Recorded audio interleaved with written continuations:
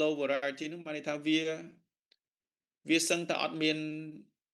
អីខុសគ្នាហ្មងណាឧទាហរណ៍ថាឥឡូវគូលោកឧទាហរណ៍ថាឥឡូវយើងនិយាយពីអូតែទៀតណាឧទាហរណ៍ថាសេវាកម្ម booking system តាមអនឡាញក្នុងមួយថ្ងៃ system ដូចជា Galileo system booking.com អញ្ចឹងទៅអា system វាតែមួយទេប៉ុន្តែក្នុងមួយថ្ងៃគឺអាចំនួននៃ visitor ចំនួននៃអ្នកដែលគាត់ចូលទៅ booking គឺរាប់ពាន់រាប់ម៉ឺនរាប់សែនរាប់លានអ្នកទូទាំងពិភពលោកដែលគាត់កក់សន្តាគារកក់យន្តហោះណាកក់កន្លែងស្នាក់នៅទូកកប៉ាល់អីផ្សេងៗណាគឺវារ៉ាន់24ម៉ោងលើ24ម៉ោង7ថ្ងៃលើ7ថ្ងៃហ្មងចឹងអា process នៃ flow ហ្នឹងគឺវានៅតែអញ្ចឹងវាបន្តអា continuous មកវានៅតែដដែលបន្តអញ្ចឹងវា20ម៉ោងលើ20អត់មានអីប្រែប្រួលទេ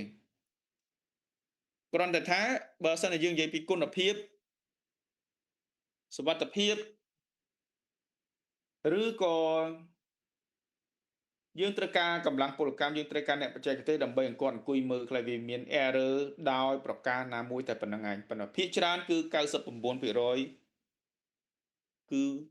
កម្រនឹង error ណាតែយើងតែ error កន្លែងណាមួយឧទាហរណ៍ថាយើងបាន pay លុយហើយស្រាប់តែវាកាត់លុយចេញពីគណនីយើងបែរជាខាងសន្តាគារនឹងថាមិនទាន់បានទទួលលុយអញ្ចឹងលុយនឹងទៅណាអាហ្នឹងឃើញទេទី2បើឲ្យគូលើឧទាហរណ៍ពី airline service វិញរបៀបដូចជាប្រព័ន្ធគ្រប់គ្រងទៅលើការគ្រប់គ្រងដោយស្វ័យប្រវត្តិទៅលើការគ្រប់គ្រងអីវ៉ាន់វ៉ាលីការលក់សំបុត្រអនឡាញដូចតែ booking អនឡាញមិនចឹងដូចគ្នាចឹងហើយបើសិនជាយើងនិយាយពីកាហ្វេវិញរងថ្ងៃវាមានឧទាហរណ៍ថាកាហ្វេខ្លះមកដូចនៅអឺរ៉ុបគូធ្លាប់ទៅនេះនៅស្រុកបារាំង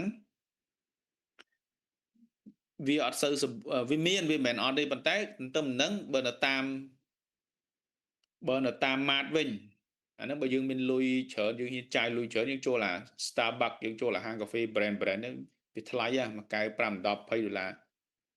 $20ទីបំផុតហ្នឹង$8តែបើយើងចង់សំចៃយើងចូលអាតាមម៉ាតដូចយើងនៅកាលតិចនៅស្រុកខ្មែរយើងដូចនៅTotal អីហ្នឹង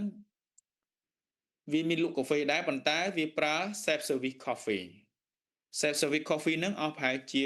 €3ទៅ€5ក៏ថ្លៃដែរហើយកូនកែវតូចមួយហើយប្រើម៉ាស៊ីនកាហ្វេឲ្យចុចខ្លួនឯងអញ្ចឹងម៉ាស៊ីនកាហ្វេហ្នឹងបើយើងនិយាយពី operation នៃការលក់កាហ្វេក្នុងការ៉ាសាំងហ្នឹងគឺ24ម៉ោងដូចគ្នាអញ្ចឹងណាគឺវា operation ជាប់តែម៉ាស៊ីនមួយហ្នឹង2 3ម៉ាស៊ីនហ្នឹងនៅដាក់បញ្ឈរចោលហ្នឹងណាហ្នឹងអា operation ហ្នឹងវានឹងវាតរហូតហ្នឹងទៅហើយតម្រូវការច្រើនណាស់ហើយអត់មានអីខុសគ្នាទេហើយបើសិនកន្លែងហ្នឹងគូដាក់ low variety មានន័យថាគ្រាន់តែថាអតិថិជនគាត់ទៅចាយលុយ€3 €5គាត់ទិញកាហ្វេហ្នឹងគេមានស្ករយើងដាក់អ្នកខ្លះក៏ចង់ដាក់ស្ករបន្តិចអ្នកខ្លះក៏យកកែវតូចចឹងទៅអ្នកខ្លះក៏មានគ្រីមនិយាយឲ្យគ្រីមខ្លះដែរប៉ុន្តែពួកអឺរ៉ុបគូទៅដូចមិនសូវមានណាញ៉ាំគ្រីមទេបើវាញ៉ាំកាហ្វេវាញ៉ាំកាហ្វេវាដឹងកាហ្វេវាមិនសូវថែមថយដូចយើងហើយក៏វាមិនដែលមានអាស្ករ20 30 10ហ្នឹងមានតែនិយាយរួមមានតែប្រទេសយើងទេលក់អាស្ករហ្នឹងបាទពីណាពីណីមកបងប្អូនគ្នាឃើញពីដើមយើងញ៉ាំកាហ្វេដោះគោដែលប្រាប់ចិនថាដោះគោតិចកាហ្វេច្រើនតកកតិចណាស់មិនដែរទេទៅណាឥឡូវទេដោយសារតែ trend នៅក្នុងសង្គមយុវវ័យបច្ចុប្បន្ននេះយើងចាប់ផ្ដើមយល់ដឹងពីសុខភាពអញ្ចឹងទៅក៏ហាងកាហ្វេមួយគាត់ចាប់ផ្ដើមអាកន្លែងហ្នឹងវាជា variety មែនប៉ុន្តែវាមិនសូវជាប៉ះពាល់ទៅដល់ប្រតិបត្តិការទៅលើ cost អីច្រើនទេគ្រាន់តែថាវាស៊ីពេលបើសិនជាបុគ្គលិកនៅក្នុងហាងហ្នឹងគាត់ចង់ថាការផ្ដល់ service របស់គាត់ហ្នឹងវា standard ឲ្យវាមានលក្ខណៈ consistency ដូចយើងនិយាយព្រឹកមកពី standard ហ្នឹងពីយើងមិនចង់ឲ្យវាខុសគ្នាគឺយើងត្រូវតែប្រើរង្វាស់បាទអតិជនគាត់កំងស្ករ20%មិនមែនទៅដល់យើងចុចមួយច្រុចអញ្ចឹងថា20%ទេហើយលើកលែងតែថាយើងវាសមទៅហើយថាសមយ៉ាងណាក៏ដោយក៏វាអាចលំអៀងដែរអញ្ចឹងគេមាន jigger មួយដើម្បីយើងវាស់ណាវាស់អញ្ចឹងបើសិនជាប្រកាន់យកអាស្តង់ដាមែនតែនហ្មងកុំឲ្យខុសគ្នាសូម្បីបន្តិចសូម្បីតែបរិមាណនៃទឹកដោះគោ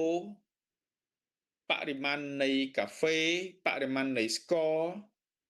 បរិមាណនៃទឹកកកណាគឺត្រូវតែស្តង់ដាវាស់បានន័យថាយើងទៅកន្លែងណាក៏រសជាតិកាហ្វេចេញមកដូចគ្នាដែរតែបើយើងហ៊ានតែអត់ធ្វើទៅតាមរូបមន្តធ្វើទៅតាមស្តង់ដានៃ process ហ្នឹងទេអានឹងរសជាតិចេញមកប្រកាសជាមិនដូចគ្នាទេអញ្ចឹងដូចគេនិយាយអញ្ចឹងណាអ្នកដែលនិយាយជំនាញឆុងកាហ្វេអាយឡាតេដូចគ្នាមែនរសជាតិប្រកាសជាមិនដូចគ្នាទេបើសិនជាយើងអត់មានស្តង់ដា